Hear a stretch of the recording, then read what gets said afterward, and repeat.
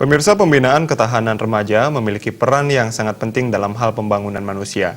Dalam hal ini, remaja merupakan calon pelaku pembangunan sehingga harus disiapkan lebih matang untuk menjadi sumber daya manusia yang berkualitas.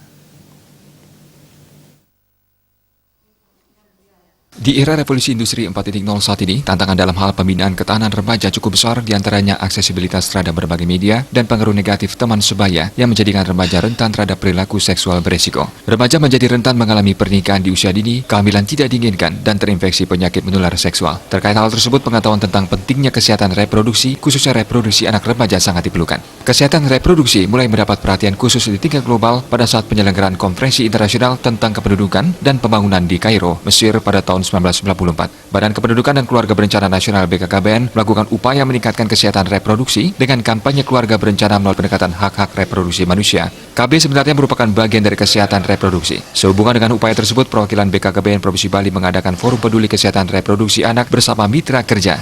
Forum yang dilaksanakan di Hotel Ina Bali Denpasar bertujuan meningkatkan pemahaman dan komitmen stakeholder dan mitra kerja baik pemerintah maupun swasta terhadap program KKBPK dan juga kesehatan reproduksi khususnya reproduksi anak. Kepala Perwakilan BKKBN Provinsi Bali, Catur Sentana, mengatakan forum tersebut merupakan pertemuan yang sangat strategis karena dengan hadirnya forum peduli kesehatan reproduksi anak diharapkan mitra kerja dan stakeholder dapat meyakinkan masyarakat kesehatan reproduksi sangat penting dalam meningkatkan kualitas hidup masyarakat. Forum ini merupakan hal yang strategis dalam menangani kesehatan reproduksi khususnya kesehatan reproduksi anak. Selain itu, hal ini sejalan dengan visi misi dan program prioritas nasional yang ditetapkan oleh pemerintah. Diharapkan kehadiran forum tersebut bisa meyakinkan masyarakat tentang pentingnya kesehatan reproduksi.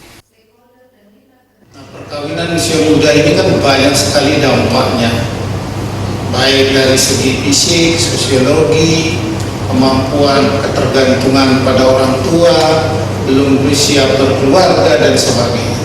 Semua itu adalah yang jadi beban nanti orang tua. Catur Sentana menambahkan, menurut studi The Council Foreign Relations CFR, fenomena perkawinan anak banyak ditemukan di berbagai belahan dunia. Indonesia menduduki peringkat ke-37 dan tertinggi kedua di ASEAN setelah Kamboja dalam hal perkawinan anak. Data tersebut menunjukkan betapa seriusnya masalah perkawinan anak. Di Provinsi Bali, berdasarkan data STKI 2017, angka ASFR adalah 22 per 1000 perempuan. Artinya dari 1000 perempuan di Bali, terdapat 22 perempuan yang telah memiliki anak pada usia 15 hingga 19 tahun. Anggota Komisi Penyelenggara Perlindungan Anak Daerah Bali, Nilu Gede Yustini, mengatakan, mengatasi kasus tersebut peran keluarga sangat diperlukan. Keluarga juga perlu memahami dampak pernikahan usia dini. Hal kedua adalah masyarakat memiliki peran penting agar hal itu tidak terjadi lagi. Keluarga wajib untuk mengetahui dampak perkawinan anak. Masyarakat juga perlu mewujudkan impian bersama untuk melindungi anak-anak, sehingga dari impian tersebut hadirlah rumusan-rumusan yang mereka bisa lakukan untuk menghentikan perkawinan anak. Keluarga yang paling penting ya, membangun komunikasi yang baik antara keluarga. Kemudian bahwa keluarga juga harus memahami dampak negatif dari perkawinan anak, sehingga seperti Undang-Undang Perlindungan Anak sampaikan bahwa keluarga juga berkewajiban untuk mencegah terjadinya perkawinan anak.